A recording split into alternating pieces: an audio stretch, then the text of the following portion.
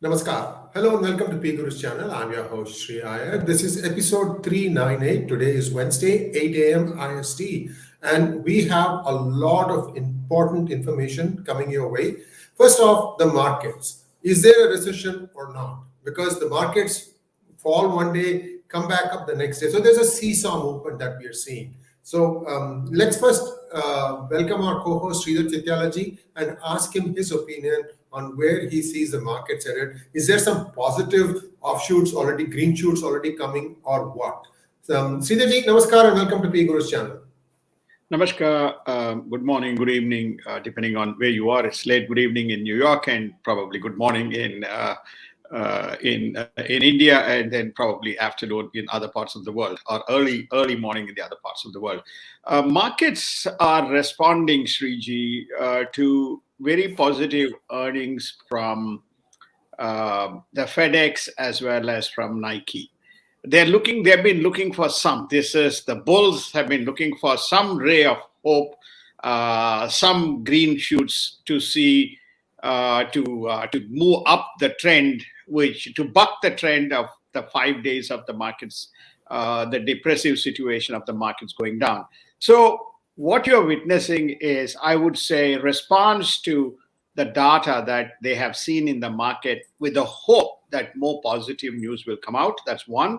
The second is there is, whether it is Nike or FedEx, it is about consumer confidence. There is also the hope that there is positive sentiments in the consumer side of the business. Whether it is a Christmas Santa Claus rally remains to be seen. But the general trend in the market is, or the general observations in the market is, that we do see recession in 2023. Thank you very much, sir. And now let's take a look at what is happening in the southern border of United States. Now, Title 42 was put in place by Trump, and this kind of stopped, to a large extent, the inflow of illegal immigrants from the south of the United States. And then it was about to be lifted on Wednesday. And something happened at that point of time. Sridharji, kind of walk us through what is going on. Is this going to be going away anytime soon, or it's going to be in place forever? I won't say that it's going to be in place forever. Once the Republicans take charge, we'll get to know what exactly is the border policy how the border policy situation is going to change and take shape. This is they taking charge on January 3rd. Title 42 was put in place during Trump time as a result of the COVID. It effectively means those people who are perceived to have had COVID or who are a threat, they were all asked to go back to Mexico and said, stay in Mexico till you kind of, get better, and then we will assess the situation. This is the illegals trying to swarm across through the El Paso or the southern side of the border. And the Biden administration had anticipated, and with hope, they were saying that the surge would happen and the buildup was going on.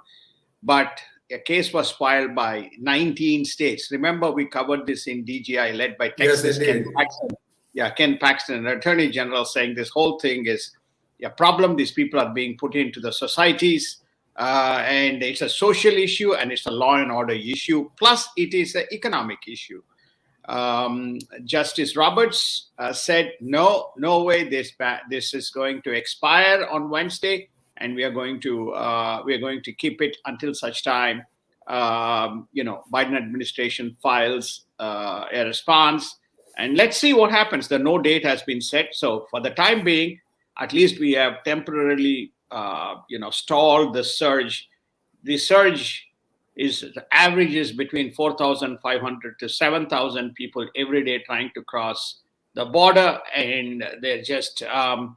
We will be covering this as a separate topic in this new budget bill, and you will be amazed to see what some of the provisions in that bill are to allow all these illegals to come across the border. This is the Biden's policy. Can they sneak it in before the next House sits, sir? Convenes? No, Title 42 is in place, but not Title 42. I'm talking about the $1 trillion package, sir. $1 trillion package is approved. Oh God. Yeah, we'll cover the details. It is approved. Yeah. $1.7 trillion has been approved. That includes the defense. But last year was 1.5. We did an extensive story on what the 2022 budget was and what the 2021 budget was, how we raked up trillions using the 2020 COVID as a pretext to get various Biden's programs, the social programs in, and to sink US economy further. We have gone past, we're just over $32 trillion, just close to $32 trillion. And from $27 trillion, we lifted the debt limit to $31.7 trillion. We have breached that number. And this budget was needed to fund, but also to give a temporary reprieve and further lift the budget limit, Sriji. Thank you, sir. And next, we're going to take a look at what is happening in the Russia-Ukraine war. Well, Zelensky was there in the United States. He addressed the House and I believe the Senate, and he made a pitch for more aid. And while this is going on one side, he also talked with Biden on how to bring a peaceful end to this war. At the same time, Russia is stepping up its attacks by sending more drones, and the US is trying to counter that by Patriot missiles. Sitaji, all this smorgasbord that's going on right now, do you see us ceasefire anytime soon, sir? I think that in your great summarization and context, one important piece of information is missing. Where is EU absent? Where is EU? This is not a Russia-United States war, which is being fought on the Ukraine border. But this is very much a EU issue. And surprise, that EU, is more focused around how it meets its energy requirements while continuing to feed Mr. Zelensky his war aspirations. So I think we have asked this question. Putin is not willing to surrender, and actually Putin is not willing to kind of concede. I won't use the word surrender. Putin is not willing to deaccelerate his agenda in terms of the drone strikes. Now, most of the strikes are drone-based strikes, which is now he himself has acknowledged that. So this war goes on, and the Patriot missile, the Patriot system, which is all the missiles that are launched, including drones, it helps Ukraine to thwart and prevent this landing in their what is there. I mean, most of the infrastructure is destroyed, but this probably acts as a deterrence for future strikes or repel future strikes, not as a deterrence. So both nations have hunkered in for war. Unless there is some breakthrough, we don't see this. This thing continues, sinking further the world into a much worse place than where we are already. Another $1 billion is going to be sent along with all these toys to Mr. Zelensky. And obviously, Mr. Zelensky is saying, I'm a bravo, and nobody expected me to survive, and I've survived. So you keep on giving me more money. I'm more hungry, and I'll go on fighting. Well, this is a sort of mess that US tries to get itself into just about every time. And, no matter what, like him or hate him, Trump kept US out of any new wars in the 4 years that he was in place. And there was relatively peace and tranquility. He even took some bold decisions, such as to move the US consulate to Jerusalem and also have Saudi Arabia and UAE come closer to Israel in reality, to understand the reality of the situation and so on and so forth. So a lot of good things that have been done have been completely swept under the carpet by this new trying to make something or anything stick on the January 6th commission. Sridharji, a quick word on that and also on his taxes. They are now saying that he paid low taxes. So he had clever chartered accountants. I mean, what can I say, sir? Well, the January 6th committee was a grandiose mission, which was just as the 2016, this Russian collusion with Trump and Russian election interference, which we know was a hoax through various Twitter file releases plus other data that we have seen. this January 6th went on for 2 years. They don't have any what you call prosecutable proof except to throw more allegations and more data.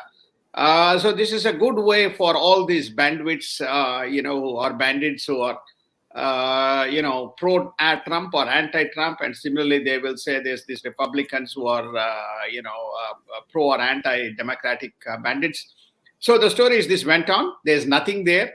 And there's been nothing there. There was definitely a major confrontation, major issues, and we will never get to know what the root cause is and how this got triggered. So that's January 6th. What about except they said Trump needs to be prosecuted and investigated by more investigation by Department of Justice, and criminal case should be filed against him. So this is what the January 6th.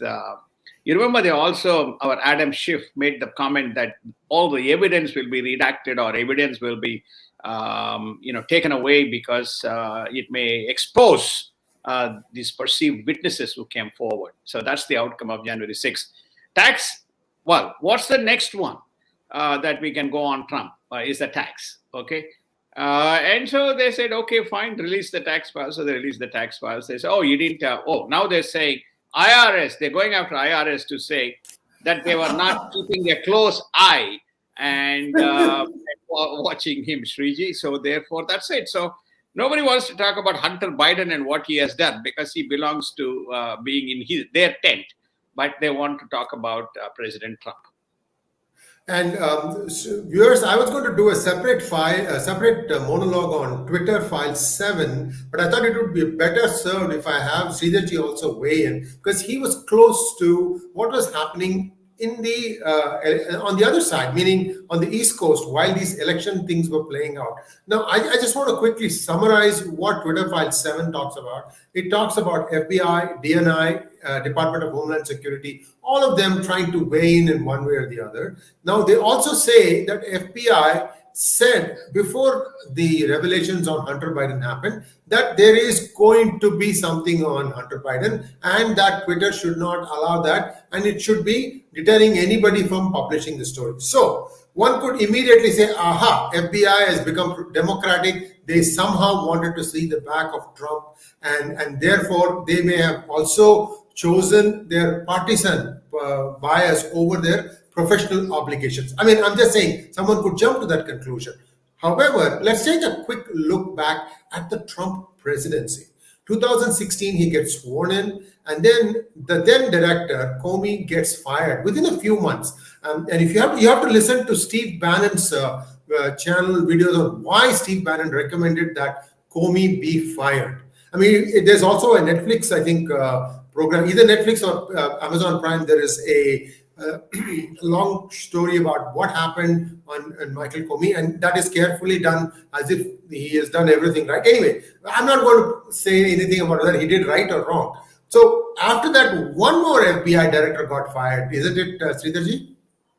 Yes, I think, you have had a series of FBI directors during that particular period come in, not following the due protocols, if we have to say, raking up, making it more political rather than conducting the FBI operations in tune with the government, or in a just manner. So what's the just manner? You won't be raking up issues, you won't be taking up things, you won't be directing the media to behave in a specific manner. You won't be stirring up items which is not let us take the case of this FBI directors and Russian. It's very clear. If you go back to Robert Mueller's investigation, Mueller's investigation, that clearly pointed out there is nothing substantive and there is no smoking gun. There is no clear and precise information that points to that Trump and Russia collaborated in the election interference allegation that was the basis for whole of this investigation. Okay, that was an independent investigation by a special prosecutor, and who happened to be Robert Mueller, and that was set up. And despite that, the FBI guys, probably under the Democratic. Remember, at that point of time, both the Senate and the House was Democrats until it flipped in 2018. This was going on, and which resulted um, in the FBI guys, moving in and out of the offices and not putting an end to the drama and allowing the government to focus. So entire 2017 to 2020 was dogged by this FBI, Department of Justice, to some extent. The DOJ guys were also part of this whole thing, not bringing this to a decisive close and allowing this to linger while President Trump conducted his business as usual. Also, there was another department that Trump started because he really didn't think that CIA and FBI were doing their job. Sridharji, touch upon that, sir. We are just talking about what happened. And there was a report from that department. I think it's called DNI. And that one actually talked about the elections also. Sir, take it away, sir. Yes, I think it's the Department of National Intelligence and Security, National Intelligence, which came under his jurisdiction. And the DNI objective was to collect independent, verifiable data in terms of breaches within the government, any compromises on national security that was happening. This was the period that they also discovered. If you recall, we covered again in DGI the number of the interference within China by the Chinese within United States, the breaches into Department of Defense, the computers being cyber hacked, potential threat to the national infrastructure at that point of time. And some of the attacks that happened within our energy infrastructure, I think Sriji has covered that as well as in his monologues. So during that particular period, a lot of this information came through the DNI and mitigated, and progressively, Trump administration began to act. They punished Chinese for every act through tariffs and other kinds of measures, and also blacklisted some of the agencies. During this same period, this was the one when the Huawei investigation. The daughter of the CEO of Huawei. Correct. Treasurer, the CFO, Huawei, and then they basically in collaboration with the Canadians, they stalled and they stopped and they eventually arrested, only for the Biden administration to release her. So and this was leading up. Going up and leading all the way to the COVID leaks and the COVID the COVID epidemic or COVID pandemic, and prompted Trump to name it as China COVID, China pandemic explicitly. And he made it a point that there was a leak, and we have enough data and enough evidence to point out that this came from Wuhan lab. This was rebutted at that point of time. His CDC general was Dr. Fauci. He and Dr. Fauci sparred with each other during that period of time. All these events unfolded, and the data came out and the information came out because he had this DNI under him. Sriji? Thank you so much, sir. Because I wanted our viewers to understand that a lot of things have been happening. In the United States, there's a huge amount of churn that's going on. And Trump somehow was not liked both by the Republicans as well as Democrats. The Republicans felt that he was not one of them, that he got parachuted. The Democrats felt that he is a guy who used to be with us, now he has gone against us. Whatever be the reason, but the guy tried to do something. He did try and shake up the system. Let's admit it for what it is. Now, because I'm saying all this, because today news is coming that China is in the grip of a massive Omicron variant COVID. And what is coming out is that even before the Congress, the CCP Congress convened, Beijing was already in the grip of this outbreak. So why I say this is CCP is trying to, remember the white paper protest where people are holding up blank white sheets as a form of protest for keeping people confined in their houses and so on. So the CCP was trying to say that it's because of those protests that the COVID situation has gotten out of hand. That is not true. It is now coming to light that even as the CCP Congress was going on, Beijing itself was under a sustained attack of COVID, and people were just dying because there were no medications. The vaccines weren't working. Even today, the vaccines continue to not work. And some crazy things are happening, Sridharji. I just want to take 30 seconds to tell people what is happening. Store shelves in Australia, Canada, United Kingdom, United States, all disappearing. Ibuprofen, paracetamol, Tylenol. Paracetamol is a basic, formula, and all these things are being taken. And I'm wondering who would dare to go from like US to China to go and deliver these medicines. It's a crazy thing to do. Also, last week, December 15th, United States has closed its consulate. Germany has closed its consulate. Japan did it a few days before that. There is total lockdown. I think the flights from China will also be suspended to United States. I would not be surprised at all. So there is a concern that this could be something of an unknown type. Although Indian virologists have come out and said that India is already protected by the current vaccine for this variant. Again, I'm quoting some screenshots that I saw, and India doesn't have to worry about it. Of course, you have to take due concern. I mean, make sure that you may have to wear face mask for some time. This is what the latest is. Sridharji, if you have any update, please feel free to share, sir. Yeah, I think I want to just make sure that everybody understands this word: draining the swamp. This is what Trump was trying to do. Only thing is, he was left with a lot of mud from the swamp, and he couldn't clean himself before he quit before he was taken out in 2020. So that's on what he was trying to accomplish. As far as the COVID is concerned, two important data points. Republicans will unveil what we had stated in DGI and what we had indicated, that there is enough data, but it has not been published, that the virus did leak from Wuhan labs, and United States CDC had invested for gain of function. Gain of function for invested for gain of function, which Fauci denied. And you're going to see emails, data, everything being released in public by the Republicans when they take charge. And what you're witnessing in China is, I lived in Manhattan and I live in Manhattan, and the story is that in 2020, what we witnessed through 2020 and early 2021 is amazing scenes, is what you are witnessing in China today, right?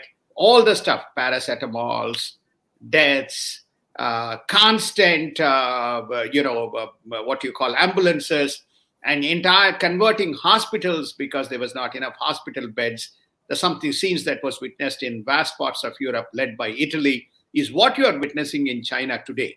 Is not just a question of rapid spread, but it is also lack of facilities and lack of inadequate preparedness by the Chinese government. But it is China, so information is suppressed, and is very clear it is that Wuhan lab from where that there was a biowarfare weapon program, and this leak occurred by accident, not by intent. The Republicans will unveil that it leaked by accident, not by intent and not by purpose, as part of the biogerm program. What else China is involved in, God only knows. But anyway, this is the truth, and we only hope that this doesn't become another problem, because tourists and travelers are swarming Asia, and where is China in Asia? And similarly, I hope this doesn't get spread to India as well, because there is a lot of Asian traffic that comes into India. Let's hope that we can prevail, because this is the last thing that we want at this point of time, Sriji. Thank you very much, sir. And now let's take a quick look at what is happening in India's borders in Tawang. What latest information we have is the skirmishes are continuing. Now, one thing that I want you to kind of give us an idea about this, Sridharji. See, one of the theories being put out is that China is massing equipment and troops along the entire 3,000 odd kilometers of the LAC stretch, as if it is preparing for war against India. Now, you can look at it in two ways. One is it really intends to invade India. The second is it is forcing India to spend a lot of money buying its own set of weapons, building roads, building infrastructure. None of this used to exist because there was a natural wall, the Himalayas, and so so which of these two you think is happening? That China is trying to bankrupt India by forcing it to, get ready for a war which it doesn't intend to wage, or it does intend to wage a war? Well, I think first and foremost, I can give a macro view based on the geopolitical situation. India is extremely well prepared. India is in a much better state than where it was ever before. It is in a much better state than where it was when Galwan attack occurred in 2020. It is in a much better state in recent times relative to where China is at the moment. It is fully organized and orchestrated. I don't know about whether along the 3,000 kilometer border, whether they're going to have armies lined up. Certainly what the lesson that they have learned is that all the strategic positions on the Indian side has been occupied by the Indian forces, giving them a significant advantage. Across the Pangang into this Tawang region, they lack their ability to move and deploy troops and rapid deployment of troops and backup in the event of an offensive position that India takes, or a backup if they entertain any thoughts, because they don't have a strategic point. They have not been able to displace. India from the strategic position. So they have now developed the infrastructure and capabilities so that they can have, in the event India takes up and moves inward and takes up more territory between the buffer region, then they can create an offensive position. I don't think China is saber rattling. They haven't even been able to tackle Senkaku, leave alone Taiwan, before it comes to India. So all this rubbish that is coming out to the left media, which is trying to stir up, because India is a rising power, right? India is a rising power. India is defensively also a rising power with so much of collaboration between various nations. So, at a macro level, what I can say is that India is well positioned. I just don't think China has the capability to entertain its aspirations beyond anything that they have. Even if they can hold positions, it's a great blessing. One more piece of data, which probably people are not, the mainstream media is not publishing. When many of these soldiers who were being moved into this region were interviewed, they were not very combat prepared. They were not willing to be in the region to fight, not knowing what they were doing in these cold areas at such high altitudes. So even they're trying to change that. So even in a land where they speak their own language, which is in Taiwan, they haven't done anything in terms of, rather than saber rattling or even making a ground invasion. I don't believe something is going to happen. This is all a political rhetoric and left-wing saber rattling that is coming from international media and domestic consumption politics, Riji. This is my kind of macro view. Thank you, sir. And one last item on China. It's taking us a little bit of time, but I want to touch everything. So the way out for China is to request help for vaccines from India, from the West, from Europe, everywhere, and start seriously inoculating its people. Because if they do that, only if they do that today, at least by March, April timeframe, they'll have a semblance of normalcy. Now, the West needs to extract a very high price because all this misadventure, all the lies, $45 trillion worth of damage, which is what Trump administration had predicted. What needs to happen is that this whole CCP concept has to go. Democracy has to come in, free speech, freedom of pursuit of ideas. This is what needs to happen. But this is a far-fetched dream.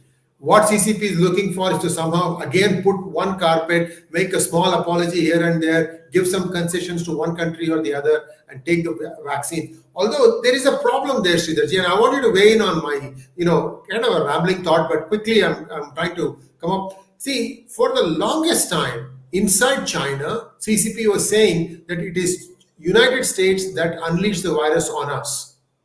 So for them to now go back and tell United States, well, we need vaccines, people are not going to accept that. So how do you think Mr. Xi Jinping is going to solve this problem? Well, just one other data point on this, Sriji. The vaccines did not work. Sinovac and Sinopharm did not work. Yes. So smudged under the carpet. Many people who ordered Sinopharm, you remember they were trying to combat and compete with India to be the vaccine lab. So they shipped to a lot of nations, including to smaller nations. Some nations may be embarrassed if I mention these nations. I'll not mention the names of the nations. They all went back because they found it was not combative. It was not able to attack the COVID. They all went back to Pfizer, and they went back to Moderna. They went back to the vaccine from UK. I forget the name of the vaccine. So Pfizer, Moderna, and the third vaccine from the UK. Do you remember the name of the vaccine? AstraZeneca. Yes, AstraZeneca. it is AstraZeneca, but I'm looking at the name of the vaccine. Editor. And the variant of that was used by India, and in its first version of the vaccine. And remember, the vaccine factories were also the cyber targets by the Chinese. So they are not willing to admit that their vaccines are not capable, and they have this communist agenda that they will not import anything because they could be foreign agents and a threat to their society is what mitigating them. And their people cannot travel. This is the other kind of implosion that is happening for themselves to protect.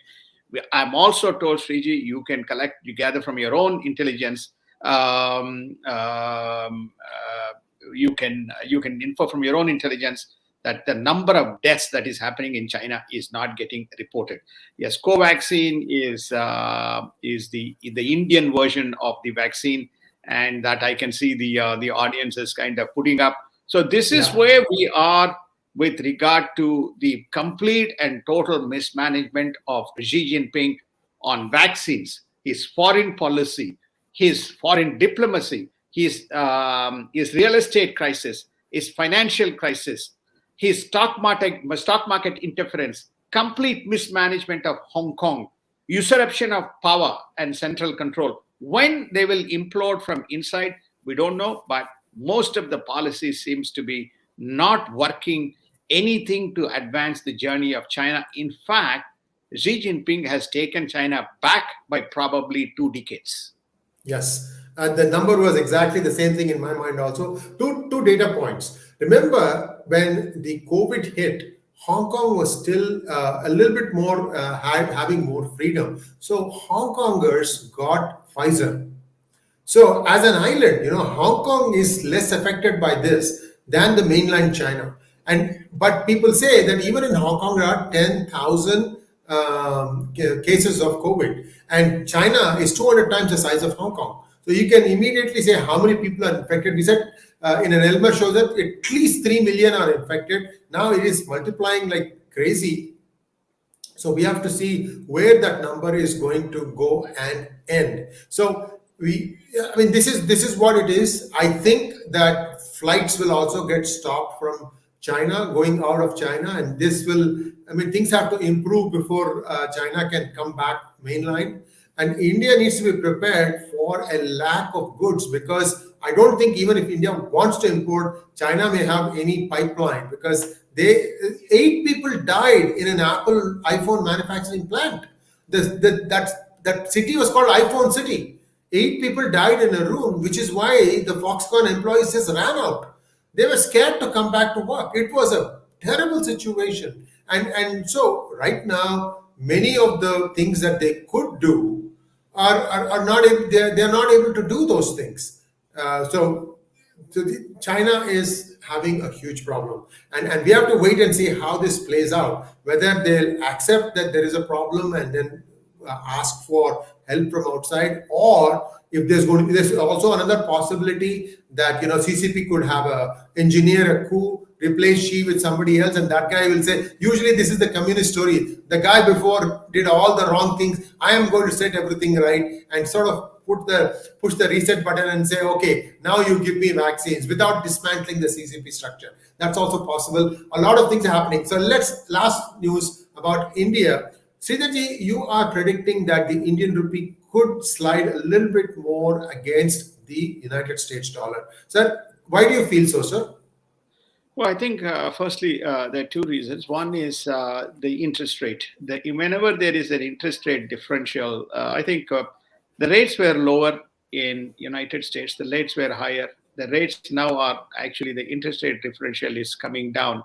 When the interest rate differential comes down, then you have a consequence on the kind of the currency situation, because there's a more demand for there's obviously a more demand for the currency. So you are seeing a slight uptick in the price as a result of the interest as United States ticks up the as a rate.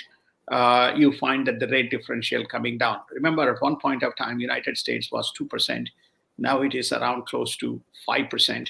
Or 4.5%. So that has a consequence, and that will definitely impact the Indian rupee.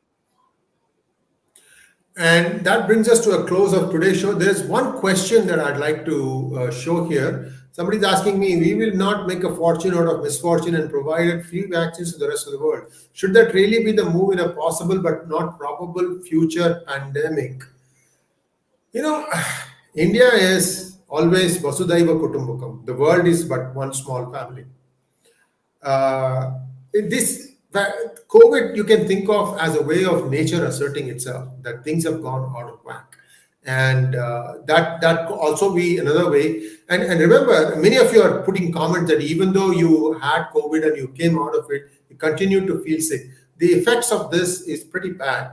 And I think many people need to review their eating habits. Some of the things that they eat could be still be a problem to them.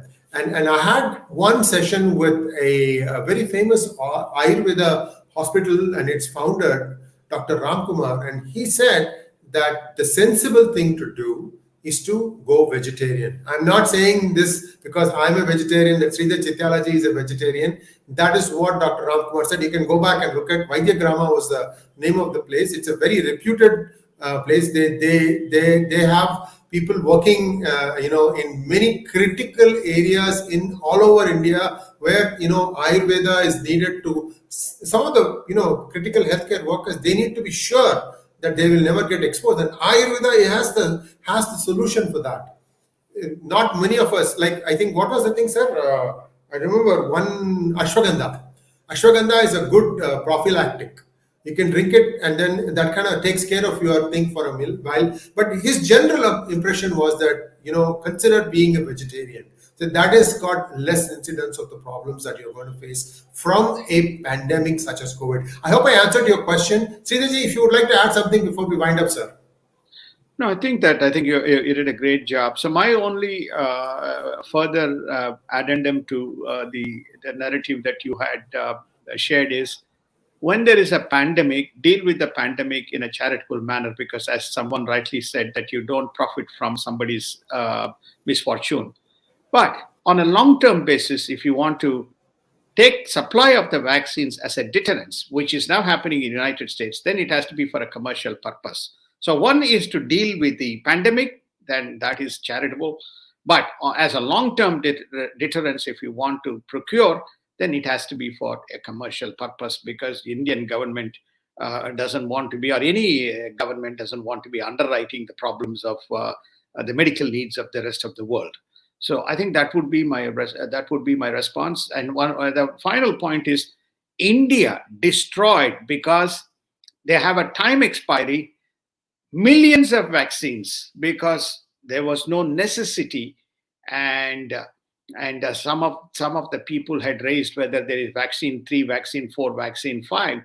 India was able to meet the challenge with 2 vaccines. The reasons are that I think there is, as Shriji pointed out, one is the food and the general kind of antibodies within the system. Most of us who live in the Western world, we have lost our immunity for many, many facets. So many of us have to take progressive vaccines.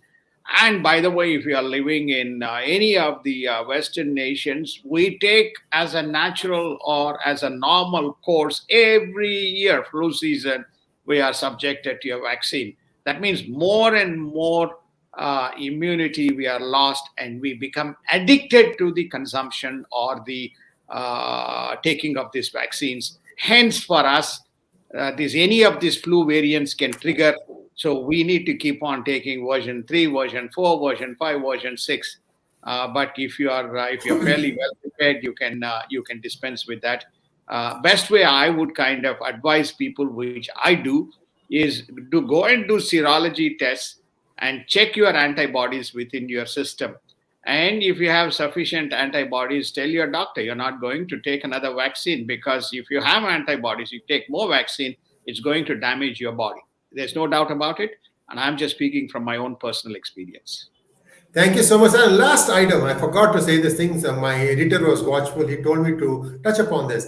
Benjamin Netanyahu is back as the Prime Minister of Israel, and he's planning a visit in 2023 to India. But let's just talk about the return of Benjamin Netanyahu. He has got a lot of ultra conservatives in his cabinet. What kind of a cabinet, what kind of a government is this going to be compared to his predecessor, sir?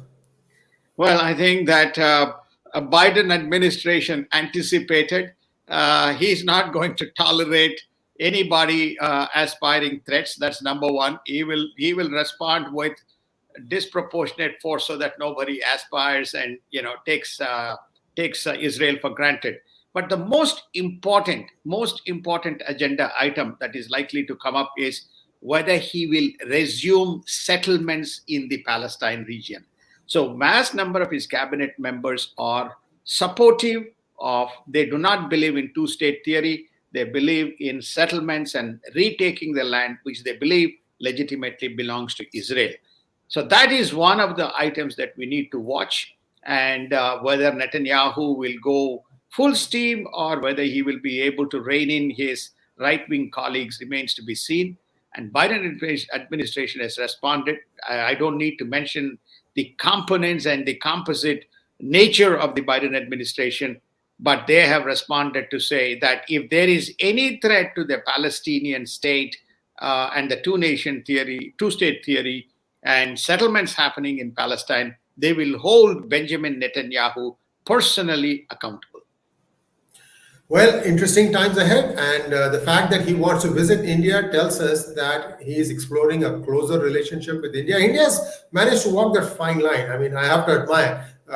Both Sridharji and I were a little bit skeptical at the beginning when the Ukraine war started, if it would damage India, but somehow they managed to thread the needle through this diplomatic mess that is Russia-Ukraine conflict. And let's wait and see how things play out. Once again, Sridharji, this was one of the most productive, useful news, full of news content, where probably the viewer didn't expect so much to come, but I think we have covered a lot of stuff in a very relatively short amount of time. Thank you once again. Like, share, and subscribe to our channel, and don't forget to click on the bell button for notifications. The reason I keep saying this, 60% of the viewers are subscribers, 40% of you are still not subscribing. Please consider doing so. Thank you very much, Sridharji. We'll be back again in a couple of days.